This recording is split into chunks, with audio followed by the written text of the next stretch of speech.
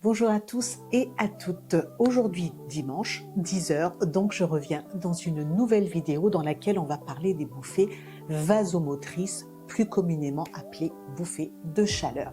Si ça t'intéresse, on se retrouve tout de suite après le générique.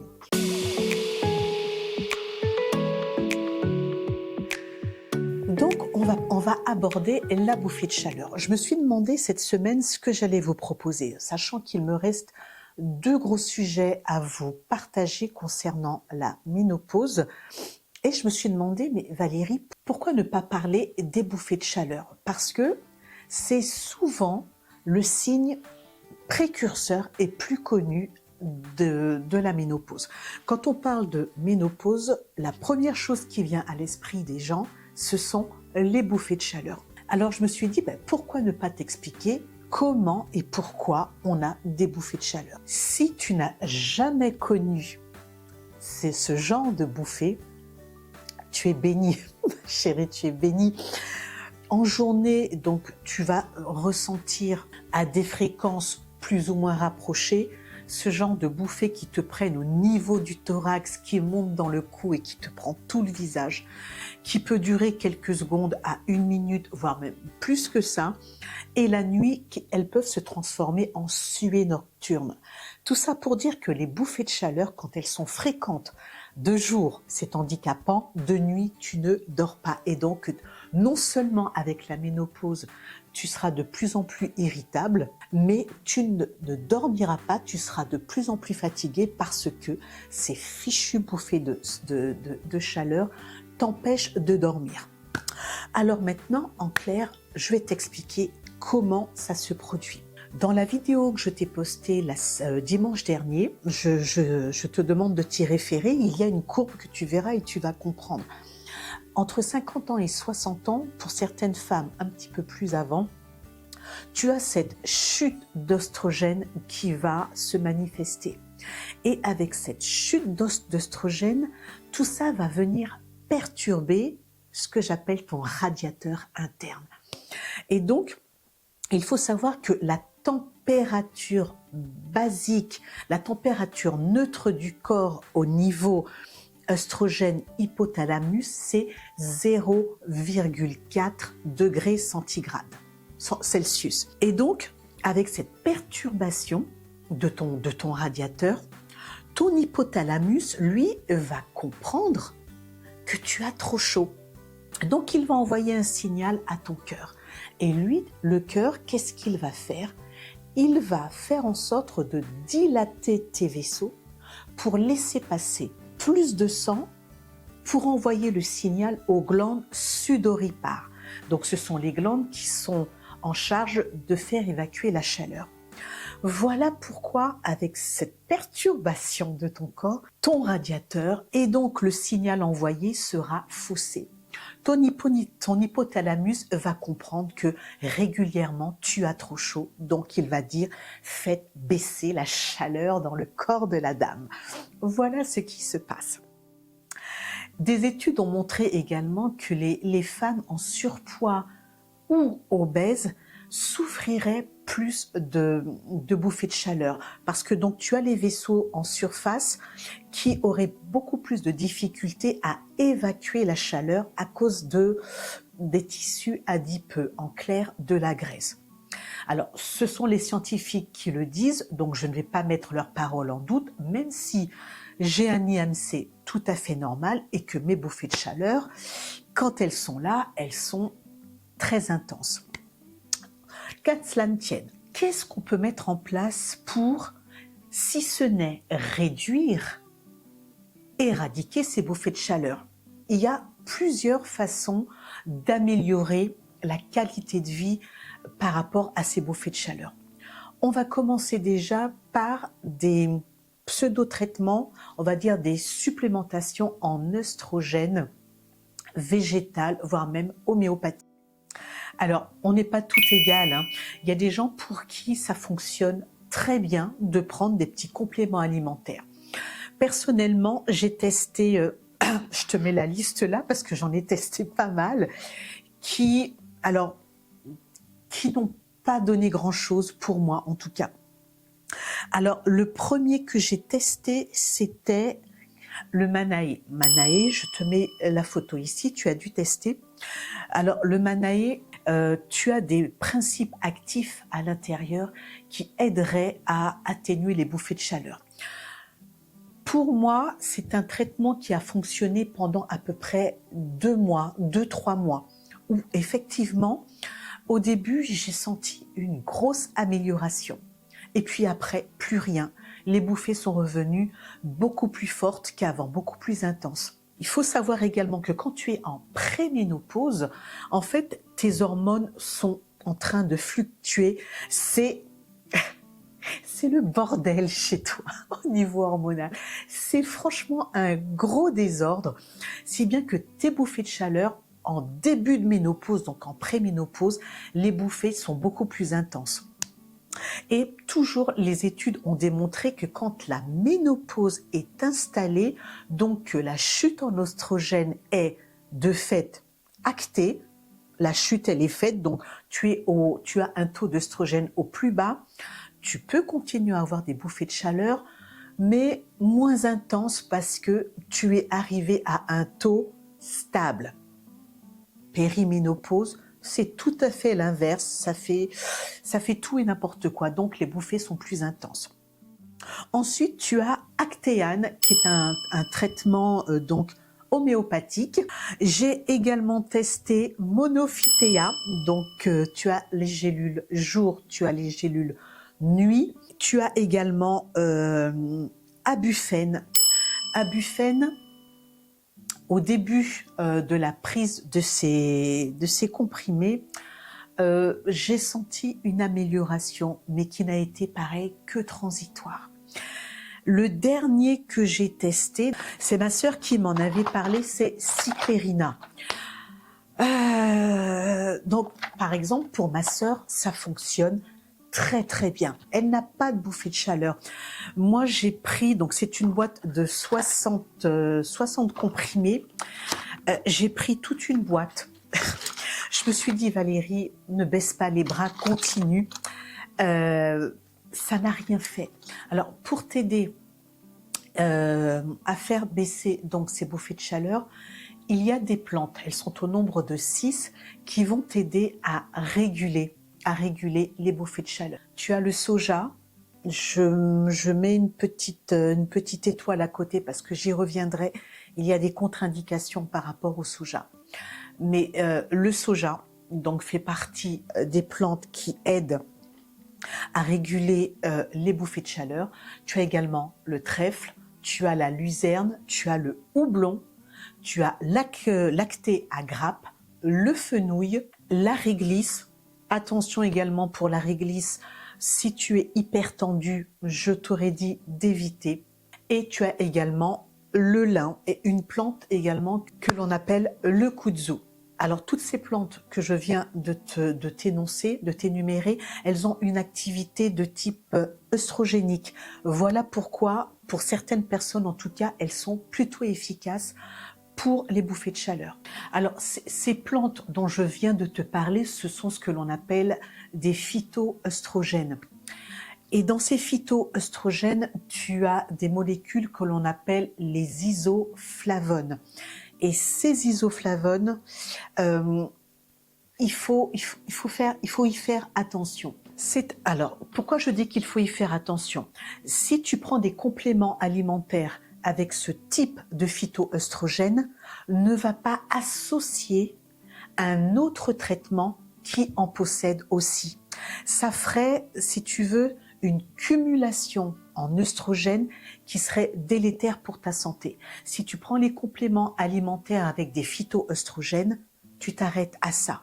Si tu as un traitement, un THS, donc un traitement hormonal de substitution avec de l'œstrogène, bien évidemment, surtout, ne va pas cumuler en prenant des compléments alimentaires de ce type. Il est également stipulé que tout ce qui est isoflavone ne doit pas dépasser les 40 mg par jour. Maintenant que j'ai fait ce point important, tu comprendras pourquoi s'il y a cancer du sein, cancer des ovaires, on fait très attention avec ce type de complément et ou traitement. Les phytoœstrogènes peuvent interagir avec les hormones thyroïdiennes. Donc, par rapport à ça, il est fortement déconseillé d'en prendre sous la forme de compléments alimentaires. Il est également préconisé d'en limiter l'apport en cas d'hypothyroïdie. Tout ce que je te dis est très important dans le sens où là, en tant que femme préménopausée, ménopausée, tout ce que l'on veut, c'est avoir une qualité de vie un peu meilleure par rapport à tous ces symptômes de la ménopause dont je t'ai parlé en préambule. Maintenant, le but, ce n'est pas de se rendre malade, on est d'accord. On veut vivre mieux, on veut vivre, oui, mieux en ne se rendant pas malade. Voilà pourquoi il est très important. De toute façon, dans le doute, tu en parles à ton pharmacien, je te l'ai toujours dit, et mieux, tu demandes une consultation médicale avec ton médecin ou ton gynécologue, que sais-je, mais tu en parles à quelqu'un. C'est très important pour ne pas te faire plus de mal que de bien. Alors autre chose, et ça c'est quelque chose que j'ai constaté, on te dit d'adopter une zen attitude pendant la période préménopause, ménopause, qui n'est pas toujours facile. Je suis quelqu'un de très nerveuse et de très stressée également. Et quand je suis dans un moment de stress ou bien d'irritabilité, je constate qu'à ce moment précis, j'ai très souvent une bouffée de chaleur qui arrive. Et donc, c'est pour ça qu'il est important de se trouver des moments dans la journée pour décompresser, des moments de zen attitude. Tu te prends 10 minutes de relaxation, de méditation, tu te prends une tisane, tu fais du sport et tu verras que ça va s'atténuer.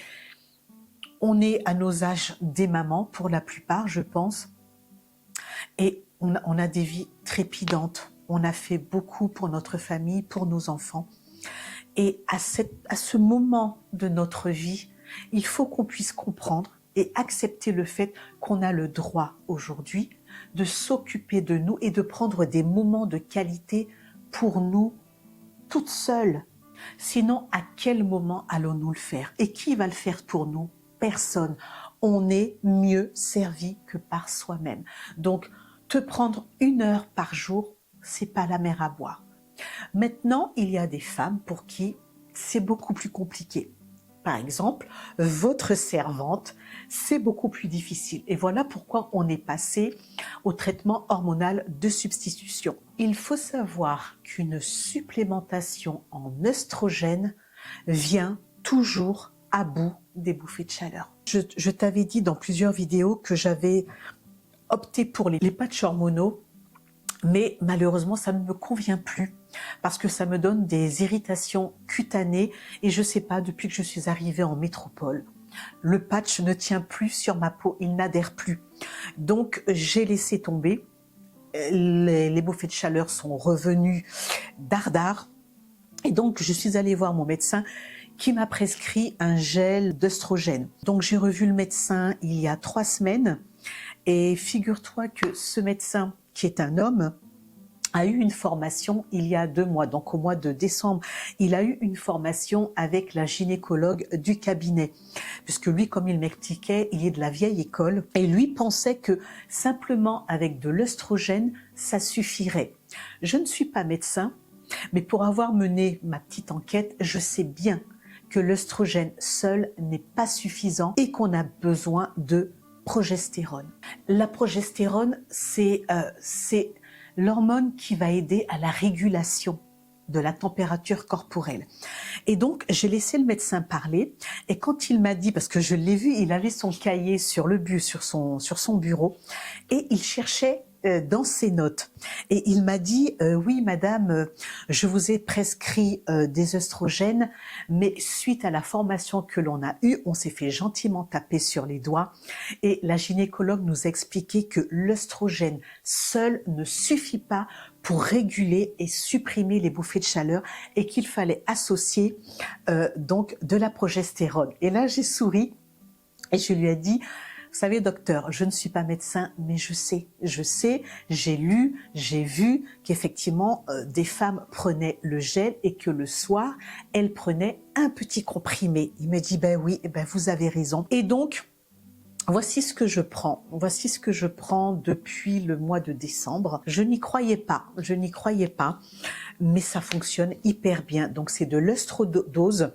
Donc c'est très très simple à utiliser. J'ai compris que l'efficacité est accrue quand on les met quand on met donc une pompe à l'intérieur du bras gauche et à l'intérieur du bras droit. Et ça fonctionne très bien. Le problème, c'est que ça va réguler certaines choses au niveau des bouffées de chaleur, mais ça ne va pas les éradiquer totalement. En revanche, depuis qu'il a rajouté la progestérone sous forme de comprimé, je prends un comprimé juste pendant 15 jours durant le mois et tu commences toujours le même jour dans le mois. Donc moi je sais que là, au moment où je tourne la vidéo, on est le 6 février. Le 9 février, je vais recommencer un cycle de 15 jours. Et figure-toi que œstrogène plus progestérone, je n'ai plus de bouffée de chaleur. Si je te dis que je dors comme un bébé, tu peux me croire, je dors très très bien. Alors, les THS, comme j'avais dit dans la vidéo de dimanche dernier, on est pour ou on est contre. Ce n'est pas moi qui vais te dire lâche tout et prends un traitement hormonal de substitution. Parce que ça ne convient pas à tout le monde. Maintenant, quand tu as un bon suivi médical, que tu fais des analyses régulièrement, je ne vois pas où est-ce qu'il y aurait le problème. Voilà, donc tu peux mettre dans les commentaires si tu prends des phytoœstrogènes, si ça fonctionne. Si tu prends un THS, tu peux en parler également dans la vidéo. Pour moi, il est important qu'on puisse échanger sur cette thématique qui est la ménopause. Donc, comme d'habitude, si la vidéo, tu la trouves instructive, tu n'hésites pas, tu me mets un pouce en l'air. Si tu n'es pas abonné, abonne-toi. Déjà, je remercie tous ceux qui se sont abonnés depuis quelques mois maintenant à ma chaîne. Ça me fait franchement plaisir. Alors, c'est vrai que vous n'êtes pas nombreux à visionner les vidéos parce que je sais que bon, la vie elle est dure et on a besoin de contenu qui nous fasse du bien, du contenu qui nous distrait. La distraction c'est bien, c'est vital, surtout par rapport à ce qu'on vit aujourd'hui. Moi-même, je suis adepte des vidéos qui me font du bien, qui me permettent de m'évader un petit peu, mais j'estime qu'à un certain moment, il faut se poser et puis regarder des vidéos instructives. Je ne vais pas te dire que la mienne est la plus instructive, restons modestes, mais bon, voilà, il y a des vidéos que l'on devrait écouter, même si ça peut paraître barbant. Ça m'arrive, hein, parfois je regarde des vidéos, je me dis oh là là là, encore une prise de tête, mais il y a toujours du bon à prendre. Il y a toujours du bon à prendre. Donc voilà en tout cas pourquoi je suis là. Et même si vous n'êtes pas nombreux à regarder le point de Valéria, c'est pas grave, je continuerai à vous donner des conseils, à vous donner des informations parce que ça fait partie de la vie. Voilà, je vais me taire. Je te souhaite un excellent dimanche, une très bonne semaine sous le regard de Dieu et je te dis à dimanche prochain. Que Dieu te garde. Bye bye.